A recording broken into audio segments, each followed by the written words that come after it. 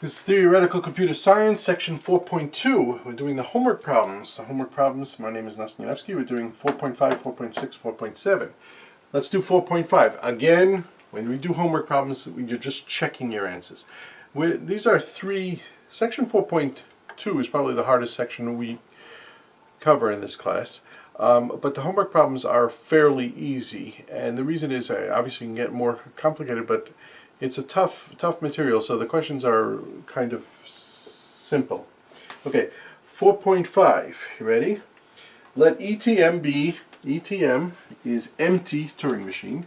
Those are encodings of machines, where M is a Turing machine and the language of M is equal to the empty set. Okay, now, I don't want to, how do you tell that a thing is empty? That's very hard. How do you tell that a Turing machine is empty? Okay, well, here's something. Try the word A. See if it goes in. Okay, if the word goes in, then you know it's not empty. So you can give a no answer. Okay, try the word AA. Try the word AAA. Try the word ABA. Try the word A. Da, da, da, da, da. For each one of them, you can try many of them. Okay, but notice what you get. Okay, if a word is accepted, then you know it's not in ETM. Okay, now, in other words, you can get a no, maybe answer. Okay, what would you have to do in order to get a yes answer, that the answer is no? Well, what you'd have to do is try all words and see that every single word is not accepted. Now, there's no way of doing this. This is very similar to what we saw in class, that ATM bar, okay, those things that are not accepted by it, how do you determine something is will be in an infinite loop? The only way you can do it is if you do it infinite long. Okay, so we can't do that. So it's not even Turing recognizable. However, ATM is Turing recognizable. Okay, so too here. We're going to see that this is not even Turing recognizable. Because in order to show that it's Turing recognizable, you'd have to go through all possible words and show that none of the words are accepted. That's too hard. Okay? However, ETM bar is Turing recognizable. Okay? Okay, and how do you do it? Okay, so again, this we can give a no, maybe answer. This we can give a yes, maybe answer.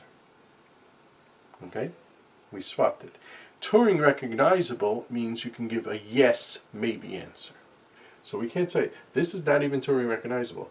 This is Turing recognizable. By the way, if they were both Turing recognizable, what would we say? If both it and its complement are Turing recognizable, then we saw in class, then it would be Turing decidable. It's not Turing decidable. So again, so this is not Turing recognizable. This is Turing recognizable, and I'd like to show you how. It's exactly like I just said, okay? And the book goes through it. What you do is, let me give you a bad way of doing it. Here's the first string in the language. Okay, run it on the first string. Okay, we're going to fix this in a second. Okay, let's go through this. If it's accepted here. I'm sorry.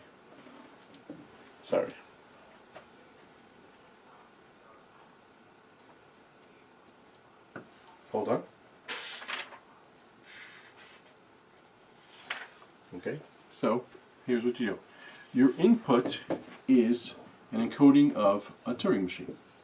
Okay, and so what you do is you try S0. S0, S1, S2, S3. This is the infinite set, countably infinite set of all strings. So try this, okay? Okay, now, if it's accepted,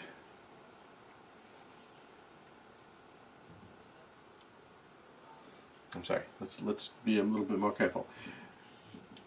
These are Turing machines which are empty. These are Turing machines which accept a word. So these are Turing machines that are empty. These are Turing machines that are accept. So if that accepts some word. So if it's accepted, then very good. Then you know, yes, this word's in there. This machine is in here because it accepts a word. If it doesn't accept S0, then try S1. Okay? See if S1 is accepted here. If it doesn't accept S1, then try S2. Okay? Etc., etc. Keep on doing that. Okay? And again, the minute you find one word that's accepted by this machine, okay, then you know, yes, it's in here. Okay? If otherwise, you keep on going. You're looking for a word that's accepted. The minute you find a word accepted, then it's in here. Again, these are the Turing machines that accept no words. These are the Turing machines that accept a word. At least one word, could be many words. Okay, now that's a good idea. The only thing is it doesn't make sense. Let me explain to you why. Okay, what you want to do is you take the third word and you put it in here and you see if this is accepted, yes or no. Okay, the problem is S3 could go into an infinite loop. Okay, and you won't be able to go on to S4. Okay, so that algorithm that I just showed you doesn't really work. Let's go through this again. What I told you is you want to see if this machine accepts some word. Not no word, some word. So you try this word, you try this word, you try this word, you try this word, you try this word. The problem is some of these words could get you into an infinite loop. And we don't have a method of testing whether it's going to be in an infinite loop. That's what the halting problem says. Okay, so the book has a solution. The answer to the book is in the back of the book. I proposed this because I wanted to explain it. It's called dovetailing. It doesn't matter what it's called. The point is as follows. What you want to do is you want to run this program a little bit, this string on this machine a little bit. You want to run this on this a little bit. You want to run this on this a little bit. You want to run this on this a little bit.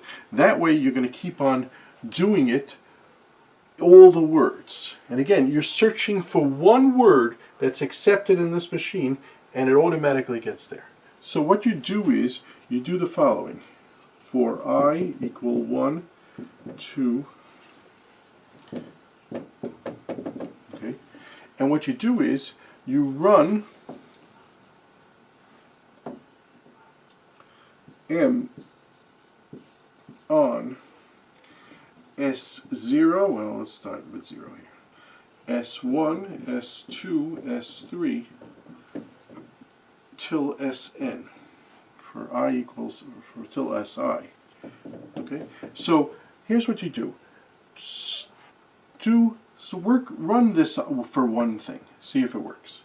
Then you run these two words alternately. Try, your parallel processing. Try this and this on this word. But only do it for one step each. Then try this, this, and this for 2 steps. Then try this, this, and this for 3 steps. Then try this, this, and this for 4 steps, etc., etc. Okay? And what you're doing is you're making sure that you're not getting into an infinite loop. The minute you get into an infinite loop, you can't stop. So what you're going to do is you're going to try the first I strings for I steps. Okay? You're stopping after I steps. Now, if none of them get accepted, you try I plus 1. If any are accepted,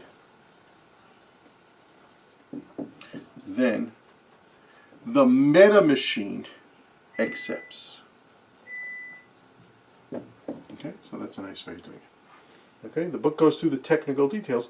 The point is you're going to try each one of these words on this thing, but you don't want to get into an infinite loop, so you try them stagnating. Try a little of this, a little of this, a little of this, and then you try a little of this, a little of this, a little of this, another word, and then you try another word. Now, what can happen? Well, if any of the words are accepted, this will be accepted. Eventually, let's say S583 is accepted after 727 steps. So when I is equal to 727, it's actually going to get to S of 583, plug it into this machine, and you'll see it'll be accepted. That's one possibility. Another possibility is, you know what? It's not accepted. This machine is not in this language. It's in this language. Okay, and we'll never be able to tell that. That means no word is ever accepted. We can try all we want for as long as we want each word, but it's never going to be accepted. And the answer then would be no, but only God can know that. Human beings can't know that. Okay, so that would be a yes for him, a no for him. Okay, so that's number 4.5.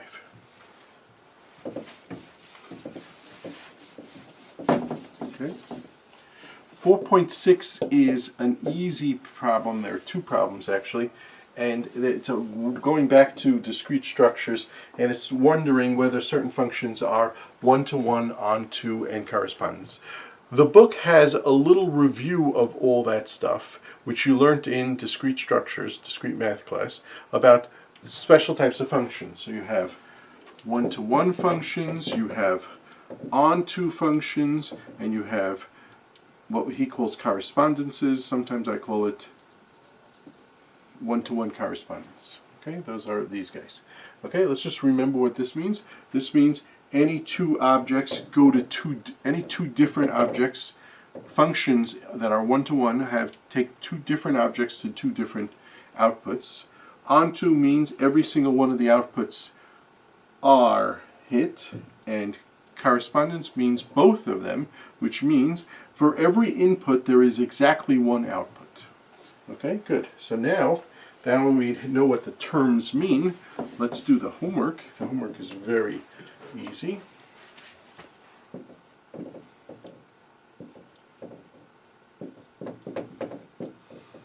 One, 6, 2, 7, 3, 6, 4, 7, 5, 6. Okay, question. One-to-one? Okay, and the answer is no, because 1 goes to 6 and 3 goes to 6. That's not one-to-one. And 5 goes to 6, so it's no. No. Okay? Is it onto? And the answer is no. Why? Because the output set is 6, 7, 8, 9, 10. We don't hit 8, and we don't hit 9, and we don't hit 10, so it's not. Is it a one-to-one correspondence? And in order to be a one-to-one correspondence, in order to be a correspondence, you need both to be yes, and both here are no. So this didn't work. Okay? And the next function is even easier. 1, 2, 3, 4, 5, 10, 9, 8, 7, 6. So every output is different, so it's one-to-one. Yes. And every output is given 6, 7, 8, 9, 10. So it's onto yes. And since it's both, it's a correspondence. Yes. Okay, can't get easier than that. Okay, next, let B be the set of all infinite sequences from 0 to 1. Show that B is uncountable using a proof by diagonalization. Okay, so let's do that. Okay, this is just, again, it has nothing to do with computability, but the book reviews it, and I sent you a video on it, and you read a lot about it, so let's just do it. Okay, you ready? Here's the thing. This is the set of all strings, okay, from 0 to 1, okay? Let B be the set of all infinite sequences. So this is not true. That's not true. That is the set of finite strings. This is the set of infinite strings. That's the way we do it. Okay? Okay. by the way, the set of finite strings is countably infinite. We want to show that this is uncountably infinite. The way we do it is a proof by contradiction. We assume for a second that it is countably infinite, okay, and we get a counter example. We get a counter example. We get a contradiction. So let's assume that this set is isomorphic to this. Okay, there's a correspondence for this. Okay, which means that for every natural number there's going to be exactly one infinite string. Okay, back and forth. Now I'm telling you now that it's false. Okay, so let's do it. You ready? So that means that there's a correspondence between 0, 1, 2, 3, 4, 5, 6, 7, 8, dot, dot, dot, dot. And the infinite strings. Now let me give you some infinite strings. Okay, well, here's the thing. If you think there's a correspondence, then you must have something in mind for what you have by 0. So let's say what you have in mind is 0, 0, 1, 1, 1, 0, 1, 1, 0, 1, 1, 1, 1, 0, 0, 1, 1, da, da, da, da. Remember, these things go on. Okay, what do you have in mind for corresponding for 1? Well, how about this? 1, 0, 0, 1, 1, 0, 1, 1, 0, 1, 0, 0, 1, da, da, da, da, da. I'm making this up as I go along. What corresponds to 2? You know what? How about everything 0? That's an infinite sequence. Not a very interesting infinite sequence. How about 3? 3 is going to correspond to 0, 1, 0, 1, 0, 1, 0, 1, 0, 1, 0, 1, 0, 1, dot, dot, dot. And 4 is going to correspond to the opposite. I'm just making this up.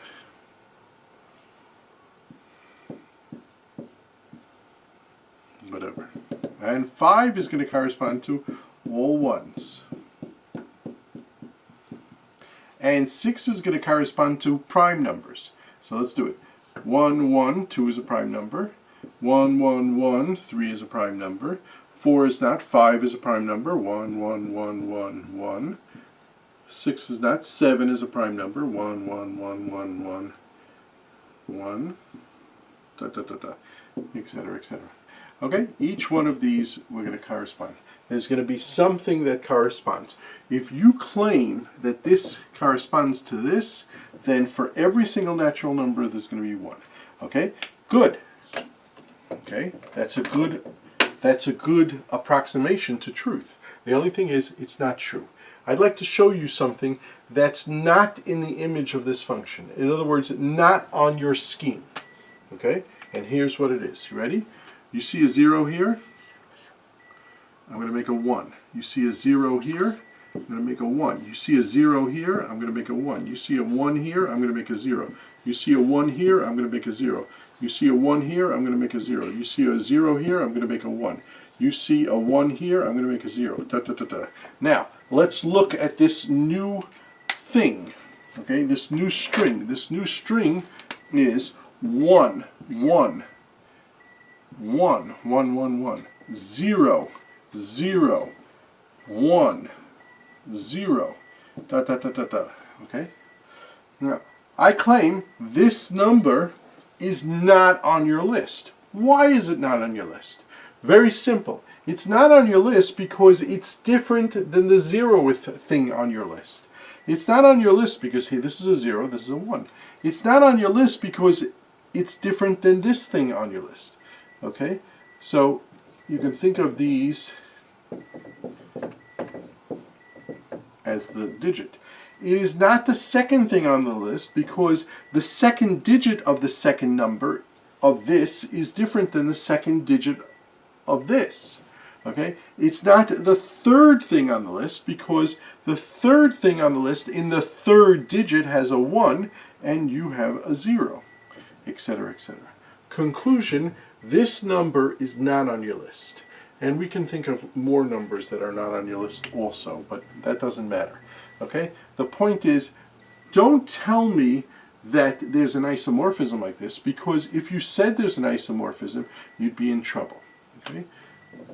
So this does not exist. Now, if you did this intelligently, if you thought of this intelligently, you say, no, no, no, no, no, this number isn't there. Okay? And I say, oh yeah? What number is it? And so we'll say the 732th number. Okay? And it could be that the 732th number is 110010, dot, dot, dot, dot, dot. But I got to tell you, this number is not there. Okay, why? Because what is the 732th digit over here? In other words, what goes in this box? The 732th digit of the 732 number? Well, if there was a 1, guess what? Then there's going to be a 0 here. It's different than the 732th number. It's different. Okay? Conclusion, there's no way you can list these off. Okay? There's no way you can list these off. Okay. Okay. Another way to think of this is as follows. You can write this as the real numbers. This is the same size as the real numbers. The natural numbers are not the same size as the real numbers. And so that's another way of thinking of it. Okay? Anyways, those are small, easy problems from section 4.2, but you got to know it. Take care.